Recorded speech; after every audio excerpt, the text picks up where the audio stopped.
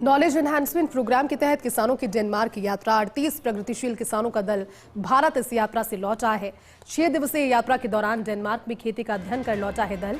किसानों का दल दिल्ली से हुआ है रवाना। दोपहर तक जयपुर ये दल पहुंच जाएगा। डेनिश डेयरी फार्मिंग पद्धतियों, गौ प्रजनन और दूध उत्पादन की जानकारी, प्रसंस्करण, पैकेजिंग और डेयरी प्रसंस्करण संयंत्र का अध्ययन कर लौटा है दल। टिकाऊ कृषि पद्धतियों, मृदा प्रबंधन और फसल चक्र की विस्तृत जानकारी इन्होंने वहां पर जुटाई।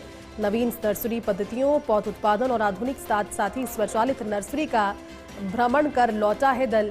बीज प्रजनन, उत्पादन और अनुसंधान, बागवानी पद्धतियों, फसल प्रबंधन और विपणन की जानकारी कर ये दल अब वापस भारत यानी कि अपने वतन वापस लौटा है। अच्छी बात है, क्योंकि प्रगतिशील किसानों का जो दल वहां पर पहुंचा था, जिस तरह की उन्नत तकनीकें उन्होंने देखी, जिससे मैन पावर कम और ज़्यादा से ज़्यादा अच्छा उत्पाद, अच्छी फसल उनके इससे आए, अच्छा मुनाफा हो।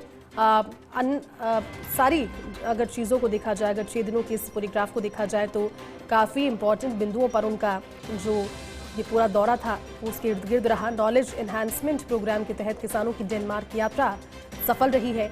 दिल्ली पहुंच गए हैं डेनमार्क से और अब जयपुर दोपहर तक पहुंचेंगे। Senior special correspondent Vinod Singh Chauhan जुड़े हैं। Vinod ji, knowledge enhancement programme सफल रहा, जिस तरह से प्रगतिशील किसानों का 38 सदस्यीय दल पहुंचा था डेनमार्क, बहुत सारी तकनीकों को सीखने के साथ, देखने के बाद अब एक बार फिर से वतन वापस लौट रहे हैं।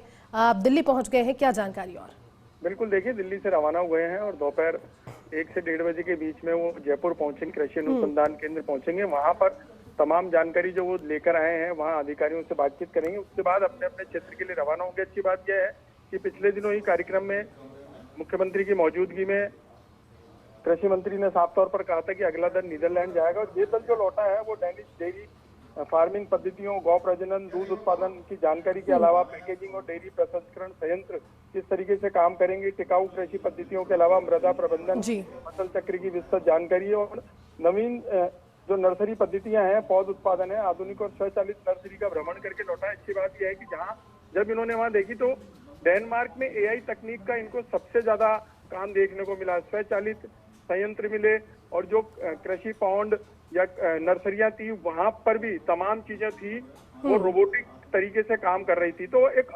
अत्याधुनिक तरीके से खेती के नवाचार सीख करके और अध्ययन करके दल लौटा है।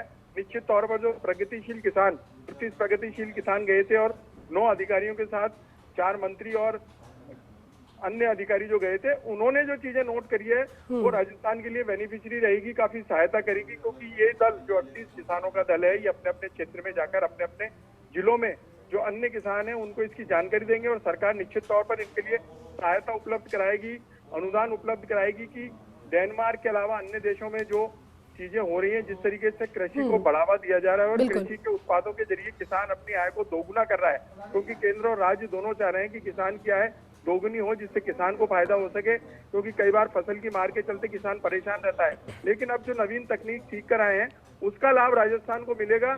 और ये पहला दल है, अगले महीने फिर नीदरलैंड 38 से 40 किसानों का दल जाएगा। संभवतः उसमें कृषि मंत्री किरोड़ी लाल मीणा खुद भी जाएंगे। इस बार उनको जाना था, लेकिन रबी के लिए इंतजाम करने के बाद ही वो कह रहे हैं कि मैं विदेश यात्रा पर रवाना होऊंगा, क्योंकि फसल खराब जो खरीफ में था उसकी मार किसान झेल चुका है। लेकिन रबी से अब उम्मीद है, क्योंकि लगातार रबी से उत्पादन अच्छा। बिल्कुल विनोद जी, आप ठीक कह रहे हैं और खासतौर पर क्योंकि यात्रा सफल रही है, बहुत सारी चीजें वो जो सीख कर आए हैं, आने वाले दिनों में उसको इम्प्लीमेंट भी किया जाएगा। शुक्रिया इस बातचीत के लिए।